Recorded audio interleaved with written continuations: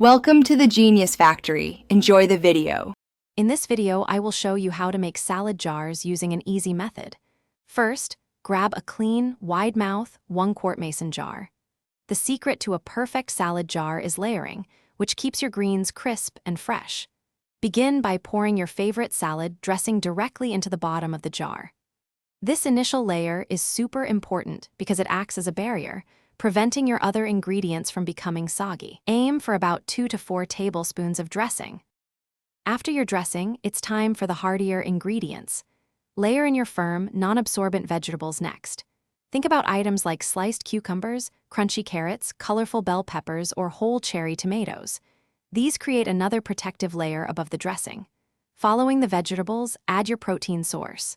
Cooked chicken, hard-boiled eggs, black beans, or chickpeas work wonderfully here, providing substance and flavor to your meal. This ensures everything stays separate until you are ready to eat. Now let's add the star of any salad, the greens. Gently pack your leafy greens like fresh spinach, romaine lettuce, or a spring mix into the jar. Fill it up, but don't compress them too tightly. Finally, it's time for your delicate toppings. These include items such as crumbled feta cheese, toasted nuts, crunchy seeds, or crispy croutons. Placing these on top keeps them from getting crushed or soggy, maintaining their texture until you're ready to enjoy your delicious salad. Once your salad jar is assembled, simply seal it tightly with the lid. These convenient jars can be stored upright in your refrigerator for up to 5 days, making meal prep a breeze for your busy week. When you're ready to enjoy your fresh salad, just give the jar a good shake to distribute the dressing evenly.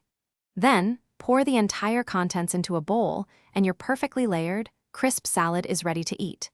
Enjoy your healthy and delicious meal. Thanks for watching. If you found this helpful, don't forget to like and subscribe.